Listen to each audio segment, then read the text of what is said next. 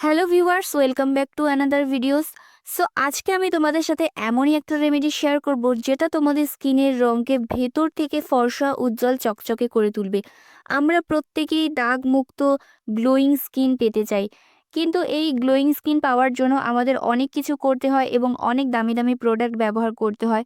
আজকের এই উপায়টি তোমাদের স্কিন থেকে রিঙ্কলস দূর করবে, ফাইন লাইন্স দূর করবে, মানে কুঁচকে যাওয়া, ঝুলে যাওয়া স্কিনকে টান টান করবে এবং স্কিনে জমে থাকা যত নোংরা ময়লা রয়েছে সব দূর করে স্কিনের মেছেটা দূর করবে।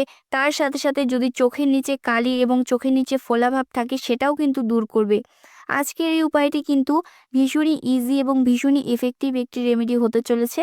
তো চলো চটপট দেখে নেওয়া যাক, কিন্তু তার আগে যারা প্রথমবার আমার ভিডিওটি দেখছো তারা প্লিজ আমার চ্যানেলটিকে সাবস্ক্রাইব করে আমার পাশে থেকো, এবং যারা অলরেডি আমার চ্যানেলটিকে সাবস্ক্রাইব করে রেখেছো তাদের অসংখ্য ধন্যবাদ। প্রথমে দেখো, রেমেডিটা তৈরি করার জন্য আমি এখানে নিয়ে নিয়েছি 1 চামচের মতো কোকোনাট অয়েল। তোমাদের কাছে যে কোকোনাট অয়েলটা রয়েছে সেই কোকোনাট অয়েলটা নিলেই হবে। এখানে আমি প্যারাশুটের কোকোনাট অয়েলটা নিয়েছি। তো এই অয়েলটা আমি এখানে 1 চামচ পরিমাণ দিয়ে দিলাম। তো এই তেলটা কিন্তু আমাদের স্কিনের জন্য ভীষণ ভালো, কারণ আমাদের স্কিনে কখনো ফাইন লাইন্স এবং রিঙ্কেলস আসতে দেয় না। যদি বয়সের আগেই বয়সের ছাপ পড়ে গিয়ে থাকে, স্কিন কুঁচকে যায়, স্কিনে কোনো উজ্জ্বলতা নেই, সেটাকে কিন্তু ফিরিয়ে আনতে হেল্প করবে কোকোনাট অয়েল। তোমরা গরমে এই কোকোনাট অয়েলটা এইভাবে ব্যবহার করে দেখতে পারো। আর তারপরে আমি এখানে দিয়ে দিলাম সামান্য একটু কস্তুরি হলুদ। তোমাদের কাছে যদি কস্তুরি হলুদ না থাকে সেক্ষেত্রে তোমরা এখানে 1 চুটকি মতো রান্নার হলুদ ব্যবহার করতে পারবে।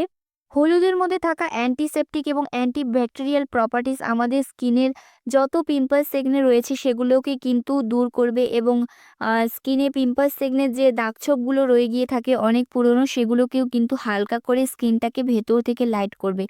তো এরপরে আমি দিয়ে দিচ্ছি 1 চামচ পরিমাণ অ্যালোভেরা জেল। অ্যালোভেরা জেলটা তোমরা এখানে অবশ্যই ব্যবহার করবে, কারণ এই গরমকালে অ্যালোভেরা জেল আমাদের স্কিনটাকে ঠান্ডা রাখে এবং পিএইচ লেভেলটাকে কিন্তু মেনটেন করে রাখে।